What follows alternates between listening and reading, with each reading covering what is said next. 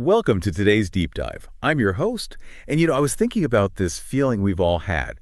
You're sitting in a meeting, or maybe you're in a classroom. Right, the pressure is on. I'm glad to be here to talk about this, by the way. Same here. So someone brings up this really complex problem. The whole room goes quiet.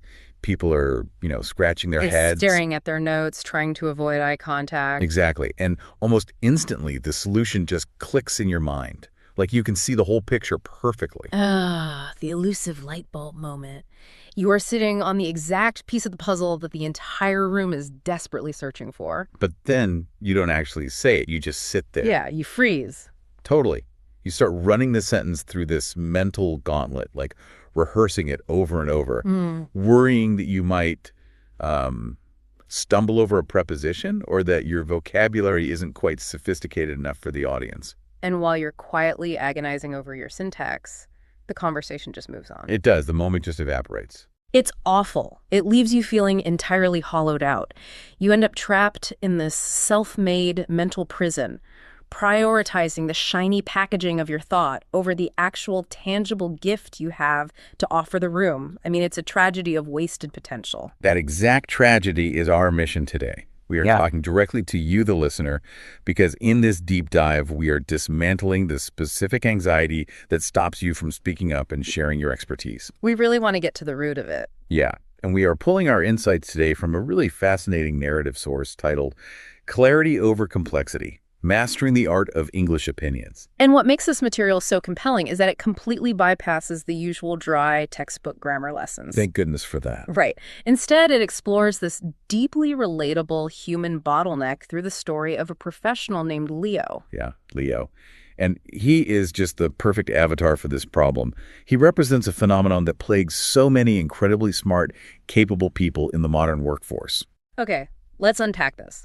Let's look at Leo's day-to-day reality, because our source introduces him as someone dealing with a massive paradox between comprehension and expression. It's a huge gap. The text makes it very clear that Leo has absolutely top-tier passive understanding. Oh, yeah. He reads dense industry articles, he watches complex technical videos, he follows these rapid-fire, nuanced conversations without breaking a sweat. His brain is basically a sponge. What's fascinating here is the biological and psychological divide between recognition and retrieval. Right. Those are two very different processes. Completely different. When Leo is reading or listening, he's relying on recognition.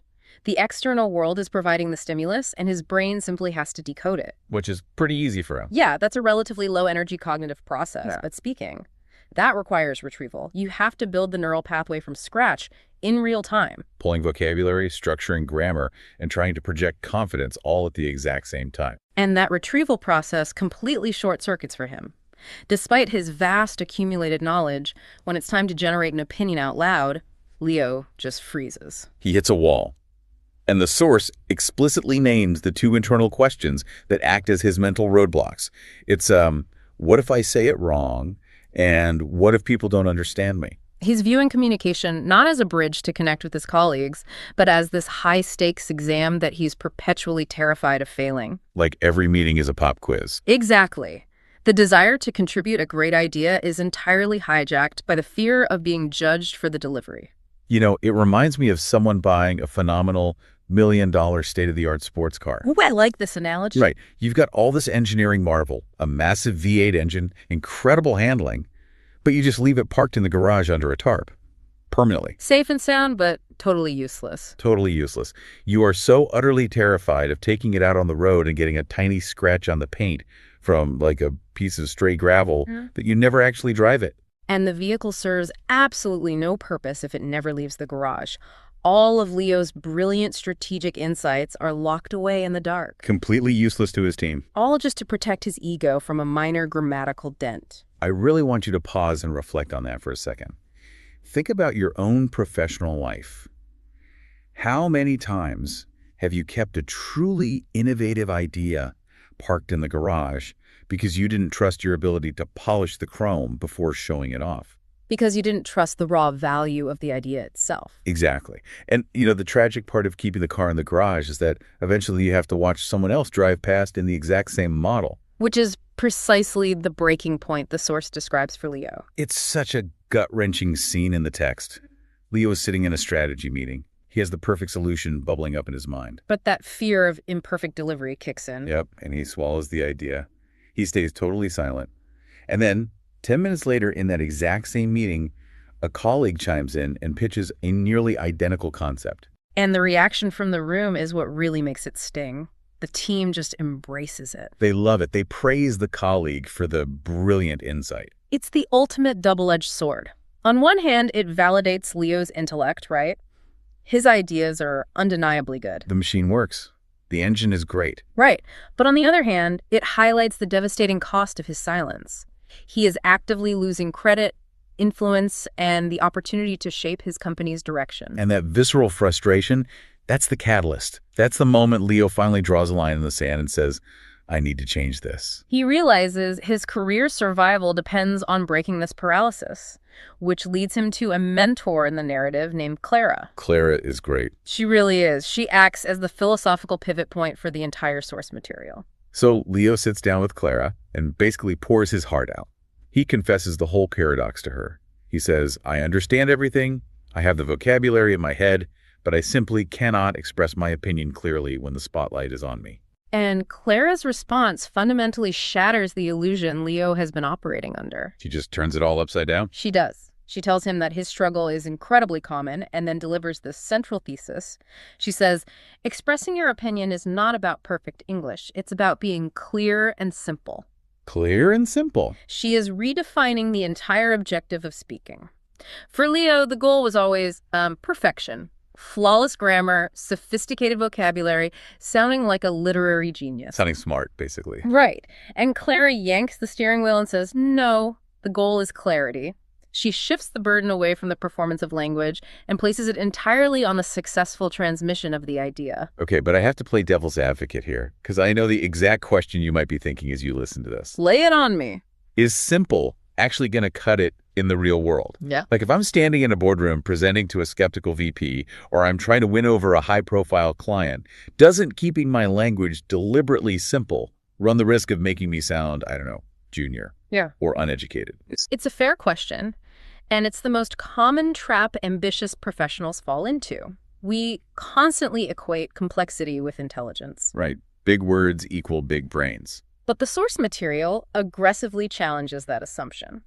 Simple does not mean childish, and it certainly doesn't mean ignorant. Simple means accessible. Accessible. I like that. Think about the most profound communicators in history. They don't hide behind convoluted jargon. Complexity is often just a smokescreen we throw up when we feel insecure, trying to baffle the room into thinking we're smart. So we use $10 words to build a fortress around our ideas, hoping nobody attacks them. Precisely. But that fortress actually prevents the idea from reaching anyone. The true barrier Leo is facing isn't a lack of sophisticated vocabulary. No, he's got the vocabulary. The barrier is the massive cognitive anxiety produced by trying to manage all those complex words in real time.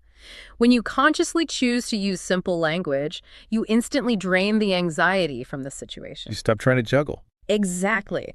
And that bandwidth frees up your actual underlying expertise so it can shine through. Which brings us to the execution phase. Clara doesn't just hand Leo this lovely philosophy and wish him luck. No, she gives him actual tools. Right. She equips him with a highly tactical framework to actually pull this off. She provides the architectural scaffolding for his thoughts. Yeah, our source outlines these incredibly basic, almost embarrassingly simple expressions Clara forces him to memorize. Phrases like, I think that. Yeah. In my opinion, I believe, from my point of view. Very foundational stuff. And for engaging in debate, she gives him the straightforward structures. I agree because, and I disagree because. They seem almost too basic, but mathematically they are brilliant. They serve as verbal on-ramps. Verbal on-ramps, I love that image. Well, when the brain is frozen in a state of anxiety, Yeah. trying to invent a clever opening sentence is like trying to scale a brick wall. These phrases give you a ladder. You don't have to overthink the start. You don't have to think about it at all. You just hit play on, in my opinion, and by the time those 3 words are out of your mouth, your brain has had a critical second to cue up the actual substance of your thought. Leo actually has that exact reaction in the narrative. He writes the phrases down and thinks, this feels way too simple to actually work. It's deceptive. It is. But then Clara drops what I consider the absolute golden rule of this entire framework. She looks at him and says, Don't try to say everything. Say one idea. Give one reason. That's enough. If we connect this to the bigger picture, that constraint, one idea, one reason, is arguably the most powerful communication tool anyone could master, native speaker or not. Let's break down the mechanics of why that works so well. Because my instinct, when I finally get the floor in a meeting, is to dump every single piece of supporting evidence I have so nobody can question me. Oh, absolutely. And that instinct is exactly what ruins the delivery. It's a trauma response to the silence. Wow, trauma response. Yeah. When we feel nervous or insecure about being understood, we overcompensate. We ramble. We throw 5 different ideas and 7 tangential reasons at the audience, hoping desperately that at least one of them lands. It's like trying to juggle flaming swords while riding a unicycle. You're managing so many variables that you're practically guaranteed to drop everything. And from the audience's perspective, it is exhausting to watch. They can't process 5 ideas at once. Yeah, they just tune out. By forcing yourself into the one idea, one reason straitjacket, you are executing supreme editorial control before you even open your mouth. You prevent the ramble. You hand the audience a single, easily digestible concept. You're just handing them a single tennis ball instead of making them watch you juggle swords. Yeah. They can actually catch it. Exactly. It radically lowers the cognitive load for you as the speaker because you only have to construct one logical path, and it guarantees that your core point actually anchors itself in the listener's memory. Knowing this theory is fantastic. But reading a rule about simplicity doesn't instantly erase years of ingrained anxiety. No, of course not. Leo has to actively rewire his brain's default settings. He has to build new neural pathways that default to clarity instead of complexity. And the source details the deliberate, fascinating practice routine he uses to get there. The transition from theory to muscle memory, this is where the real work happens. The text highlights 3 very specific resources Leo leverages. First, he picks up a book called Short Stories in English for Beginners. Okay, beginner stories. Right. He reads a simple story, and then he verbally practices his output using Clara's framework. He says out loud, I think the story is interesting because it shows real life. Simple, clean, effective. Then he grabs another resource. It's called Learn English Through Stories. 16 stories to improve your English grammar and vocabulary. He reads, he processes, and he outputs. In my opinion, the character made a good decision because he was honest. Again, one idea, one reason. Exactly. Finally, he listens to an audio program called Effortless English while he's out for walks. And the core message of that audio program constantly reinforces Clara's philosophy, repeating, don't think too much, speak naturally, use simple English. It's like a mantra for him. Here's where it gets really interesting. Consider the massive disconnect in Leo's environment. He is a high-level professional preparing for cutthroat, high-stakes corporate strategy meetings.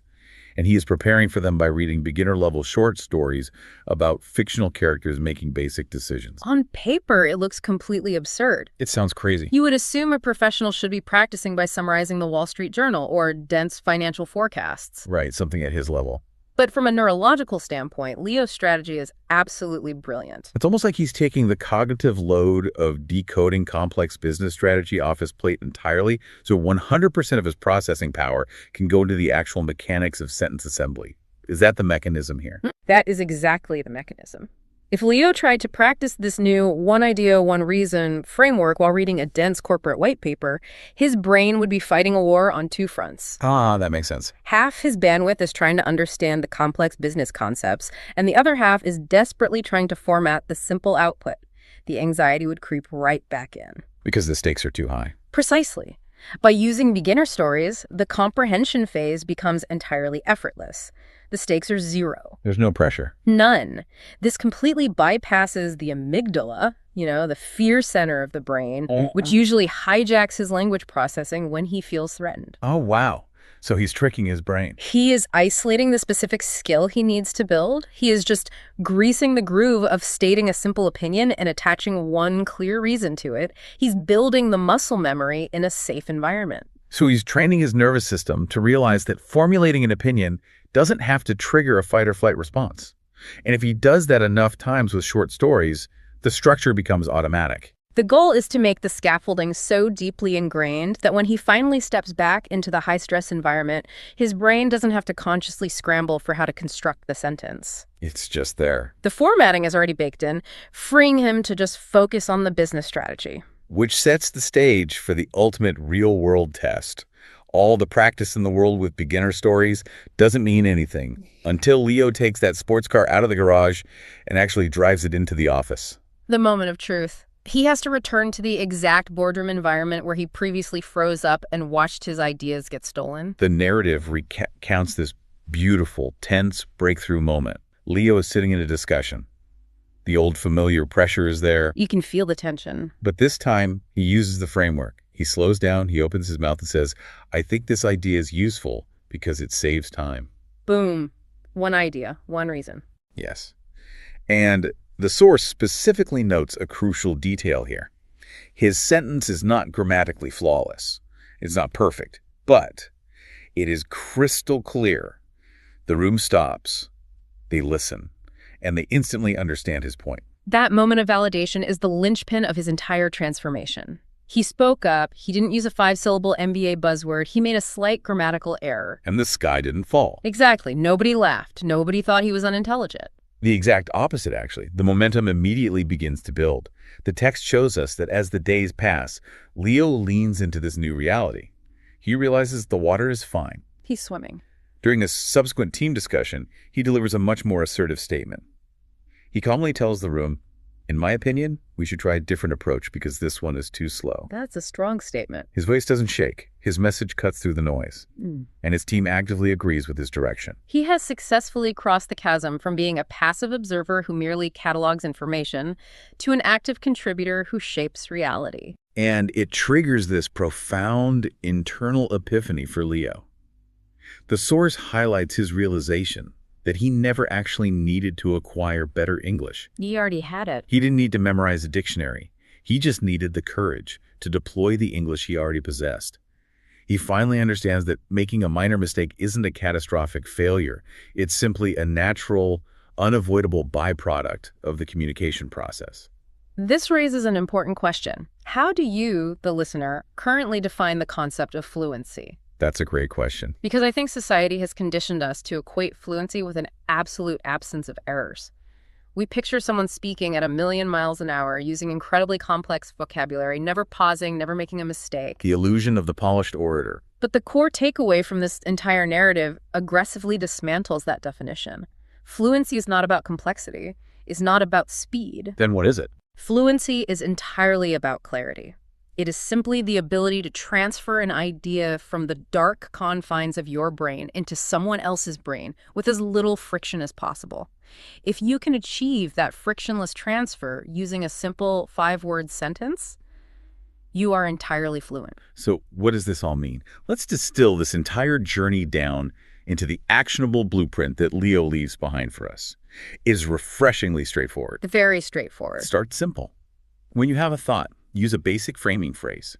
Say exactly what you think. Give one single solitary reason for why you think it, and then stop talking. The stopping talking part is key. It really is. And you need to practice this intentional simplicity every single day, starting in low-stakes situations until it becomes your default setting. It's a behavioral system explicitly designed to bypass our deepest anxieties and prioritize genuine human connection over performative intelligence.